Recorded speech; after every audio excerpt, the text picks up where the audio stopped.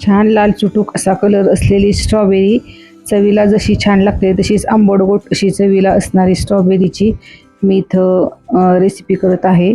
आणि ही रेसिपी जी आहे ही मी स्ट्रॉबेरीची बर्फी तयार करत आहे। माझ्या रेसिपीमध्ये आपल्या सर्वांचं स्वागत आहे। इथं मी अर्धा किलो जी स्ट्रॉबेरी आहे ती स्वच्छ धुवून आणि तिची पानं काढून तिचा मिक्सरमध्ये रस करून घेते। आणि इथं मी 2 कप एवढ्या स्ट्रॉबेरीच्या रसाचा वापर करणार आहे। आणि हा जो रस आहे तो थोडा आटवून घ्यायचा आहे। यासाठी आपल्याला गॅसची फ्लेम आहे ती बारीकच ठेवायची आहे।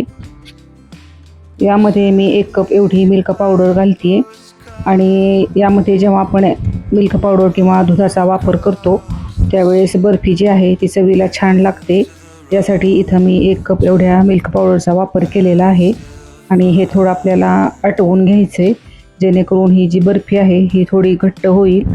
आणि यामध्येच मी 1 कप साखर आणि 1 कप मी डेसिकेटेड कोकोनटचाही वापर केलेला आहे।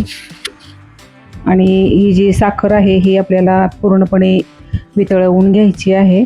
आणि यामध्येच मी लाल कलरचा जो लिक्विड फूड कलर जो आहे तो मी 8 ते 10 थेंब एवढा घालते जेणेकरून ही जी स्ट्रॉबेरीची जी बर्फी आहे तिचा रंग छान येईल। आणि इथं हे मिश्रण आहे ते आपल्याला सतत हलवत राहायचं आहे जोपर्यंत ते कडा सोडत नाही तोपर्यंत आपल्याला हे मिश्रण जे आहे ते सतत हलवत राहायचं आहे। कढईमध्ये याचा गोळा तयार झाला की समजायचं की ही आपली बर्फी जी आहे ही तयार झालेली आहे। आणि इथं मी एका ट्रेमध्ये बटर पेपर आणि तूप लावून घेतलेलं आहे। आणि यावर जे बर्फीचं मिश्रण आहे हे आपल्याला पसरवून घ्यायचं आहे। या बर्फीला तुम्ही वरून लावण्यासाठी जे ड्रायफ्रूट्सचे काप असतात याचाही वापर केला तरीही चालू शकतो। मी या बर्फीला जो चंदेरी जो वरख मिळतो तो लावणार आहे जेणेकरून ही जी आपली बर्फी जी आहे ती दिसायलाही छान दिसेल आणि चवीलाही छान लागेल। बर्फीचं हे जे मिश्रण आहे हे आपल्या ट्रेमध्ये एकसारखं असं थापवून घ्यायचं आहे। मी इथं स्पॅच्युलाच्या साहाय्याने ही जी बर्फी आहे ती एकसारखी करून घेतलेली आहे। आणि त्यावरच आता चांदीचा जो वरख आहे तो मी लावते। आणि नंतर ही जी बर्फी आहे ही आपल्याला 1 तासासाठी आपल्याला थंड करण्यासाठी ठेवायची आहे जेणेकरून आपण ज्या वड्या या बर्फीच्या तयार करणार आहोत त्या छान अशा तयार होतील। या बर्फीवर तुम्ही सजावटीसाठी पिस्त्याचे कापही लावू शकता।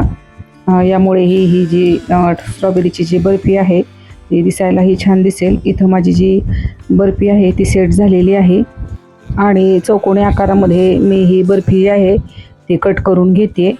आणि तुम्ही या बर्फीसाठी जो काजू कतलीसारखा आकारही देऊ शकता।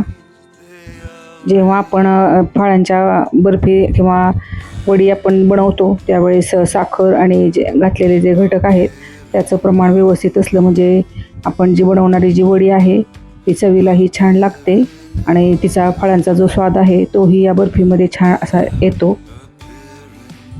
पाहू शकताय तुम्ही ही बर्फी किती सुंदर आणि छान झालेली आहे। स्ट्रॉबेरीच्या सीझनमध्ये तुम्ही या बर्फीचा घरीही तयार करून आस्वाद घेऊ शकता। रेसिपी कशी वाटली चॅनलला सबस्क्राईब करा, लाईक करा, शेअर करा।